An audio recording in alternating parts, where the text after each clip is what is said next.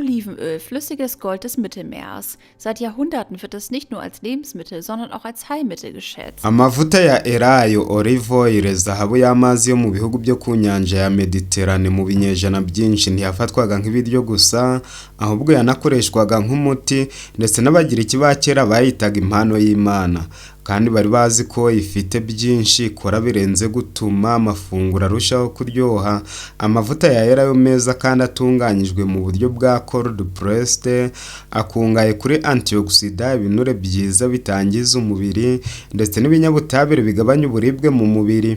Iyo uyanyoye buri mugoroba mbere yo kuryama mu gihe cy'icyumweru kimwe, umubiri utangira guhinduka mu buryo butangaje, kuva ku igogorwa no ku bitotsi kugeza no ku ruhu rwiza, maze bigahesha umuntu inyungu nyinshi. Nshaka ko tuganirira hamwe uyu mwanya. Vor dem Schlafengehen trinkst, beginnt dein Körper sich auf erstaunliche Weise zu verändern.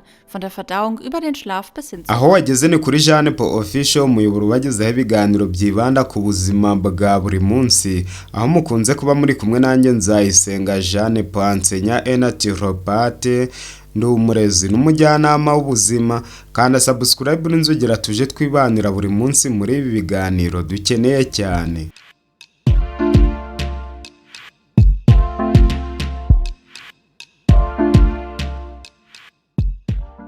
Nummer 1. Die Verdauung beruhigt sich und entgiftet. Ein Teelöffel Olivenöl vor dem Schlafen. Dore inyungu wagezwaho no kunywa ikiyiko cy'amavuta ya elayo habura isaha ngo uryame.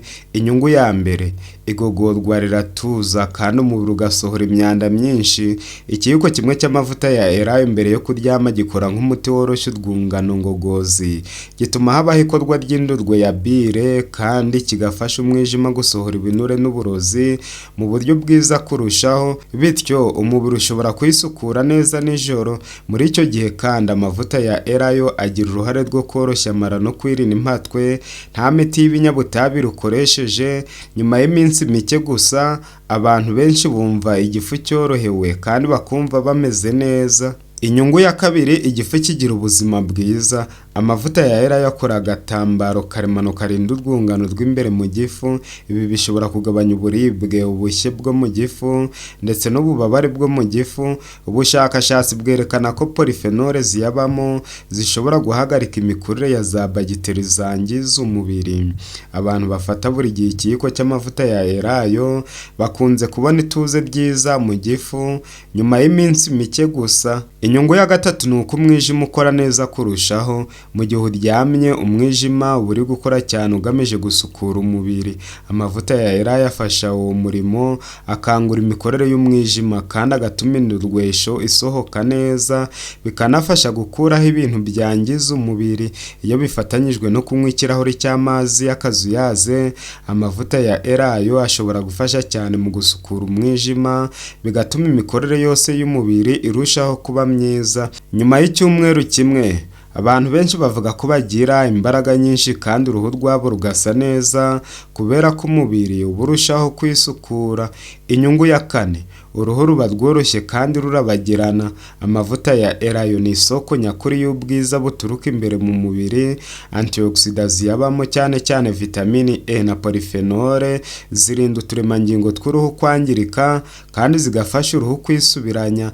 Nyuma y'iminsi mike gusa, uruhu rushobora kuba rworoshye, rubaye rwiza kandi rufite ubushyuhe buhagije. Abantu banywa amazi ahagije bifatanyije n'ibi barushaho kubona uruhu rufite umucyo mwiza karemano. Nta mavuta ahenze yo kwisiga akenewe, kandi iyo wongeyeho kurya imbuto nyinshi na salade z'imboga kandi ukarya ibyo kurya ku gihe, nibura hagati y'ifunguro n'irindi hagaca amasaha 6, kandi bibaye byiza ukarya 2 ku munsi, ariko ukirinda kurya nijoro, byanga bikunze ugera ku nyungu nyinshi. Inyungu ya gatanu, umutima n'imiyoboro y'amaraso birakomera. Ibinure byiza biri mu mavuta ya elayo bigabanya urugimbu rubi rwa LDL kandi bikongera urugimbu rwiza rwa HDL.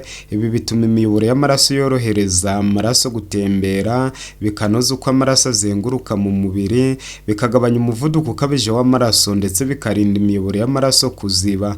Ibyago byo kurwara umutima cyangwa stroke biragabanuka, ndetse n'ingano nto ifata ifatwa buri munsi ishobora gutuma amaraso atembera neza. Inyungu ya gatandatu, ingingo z'umubiri zigenda zikora neza kurushaho. Amavuta ya elayo arimo ibinyabutabire karemano bigabanya uburibwe, afasha kugabanya uburibwe mu mikaya no mu ngingo z'umubiri. Abantu banywa amavuta ya elayo buri gihe bakunze kubana nyuma y'igihe gito ko gukomera no kubabara, urugero nko mu gitondo babyutse bigenda bigabanuka cyane.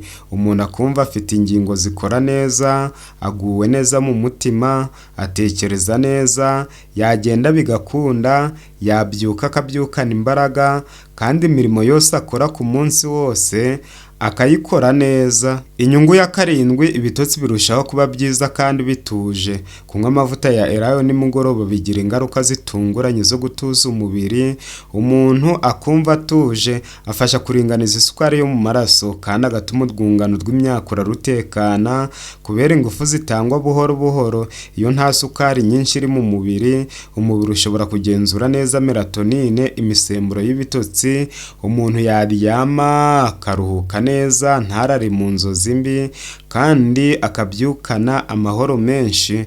Abantu benshi bavuga ko nyuma y'iminsi mike gusa basinzira neza kandi bakagabanya kubyuka nijoro. Magen wird geschützt. Olivenöl legt sich wie ein natürlicher Schutzfilm über die Magenschleimhaut. Das kann Reizung, Sodbrennen und Magenschmerzen. Waba ushaka kumenya imbuto ukwiriye kurya nyuma ya saa sita kugira ngo zisukure amara yawe? Dukurikire mu biganiro byinshi twishimira kugusangiza buri munsi, uzazimenya kandi uzarushaho kugira ubuzima bwiza. Icyakora ushobora yenda kuzishakisha ntiwihutire kuzibona, reka tugucire ku mayange. Mu mwanya w'ibyo kurya bitetse bisanzwe, ushobora gufata gahunda yo gukunda kurya imbuto nyuma ya saa sita, kandi izo mbuto akaba ari ubwoko bune, nibura ntihaburemo ipapayi, watermelon, inanasi ndetse na voka. Izi mbuto ni ingenzi cyane mu gukumira stress, koroshya amara, kuyungurura amaraso, kongera ibitekerezo byiza, gufasha umuntu gutuza no kugwiza amahoro y'umutima. Icyo ukora ni ukurya imbuto ziringaniye kandi ugakora ibishoboka byose ukarya imbuto z'ubwoko bune. Ugiye munsi yazo wakoresha ubwoko butatu, ugiye hejuru yazo wakoresha ubwoko butanu. Ntabwo ukwiriye kurya amoko menshi icyarimwe, icyangombwa ni ukuyingayinga hagati y'ubwoko bune, hanyuma urazirya ukumva urahaze ariko udahaze cyane, kandi ugakora ibishoboka byose igihe umaze kuzirya ukanywa utuzi dushyushye. Umumaro w'utuzi dushyushye ni uko iyo uriye imbuto gusa igifu gishobora kutazakira neza bitewe n'uko ziba zikonje, ariko iyo unyoye utuzi dushyushye umaze kuzirya, igifu nacyo kirashyuha kikabasha kuzakira neza, maze ukagubwa neza, ukumva mu nda harangushye ntabwo haremereye, kandi ukumva ugwije ibitekerezo byiza vuba. Waryama ukaruhuka neza, ugasinzira neza, bitewe n'uko izi mbuto zongera umusemburo wa melatonine.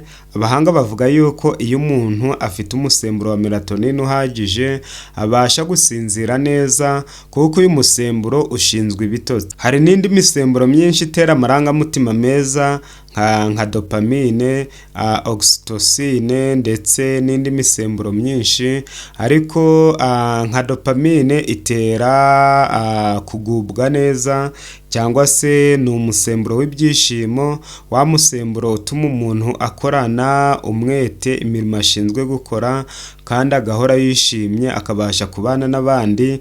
Ariko uyu musemburo wa melatonine utuma umuntu asinzira neza, kandi uyu musemburo ntabwo wizana, ahubwo biterwa n'ibyo umuntu yariye.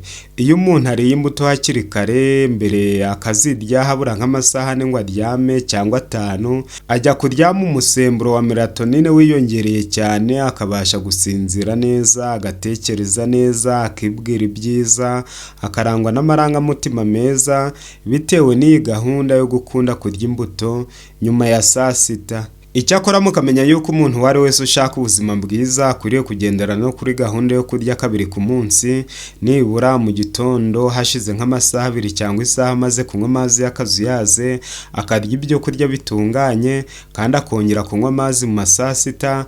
Ibya nimugoroba akabirya hagati ya saa 7 na saa 10, cyangwa se akaba yanywa amazi mu masaa 5, hanyuma akirira saa sita akarekera ntiyongere gutekereza ibyo kurya. Uyu uyu muntu agira ubuzima bwiza uko bukeye n'uko bwije. Abahanga bavuga yuko abaroma ba kera bari abacurabwenge, abahanga n'inzobere nyinshi, ndetse wongeyeho n'Abagiriki n'izindi civilisation nk'Ubushinwa.